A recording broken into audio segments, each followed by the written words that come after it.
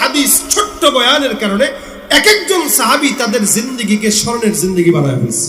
আর আমাদের 2-4 ঘন্টার ওয়াজ, সারা রাত ওয়াজ, যিনি ওয়াজ করে গেছে মাশাআল্লাহ দিলে সফরের ক্লান্তিতে সেও নামাজ পড়ে না, আর যারা শুনছে এরা তো চিন্তা করলো রাত 12টা 1টা পর্যন্ত ওয়াজ শোনার পর যদি আবার নামাজ পড়া লাগে তাহলে ওয়াজ শুনে লাভ কি?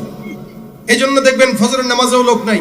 তো যদি এই হালত হয় দিনে আর দুনিয়া, তাহলে তো ওয়াজ নসিহত বাড়ায় দেওয়াই দরকার, কি বলেন ঠিক না? তো বাড়ায় দেওয়া দরকার, তবে এটার ভিতরে সংস্কার করা দরকার।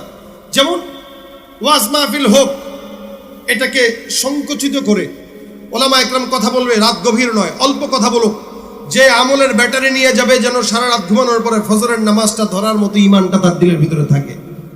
এভাবে যদি ইখলাসের সাথে বয়ান চলে, তাহলে আদ-দীন ওয়ান নাসিহা যেটা হাদিস শরীফে রাসূল বলেছেন, এটা ইনশাআল্লাহ বান্দার পুঙ্খানুপুঙ্খানু কাজে লাগবে।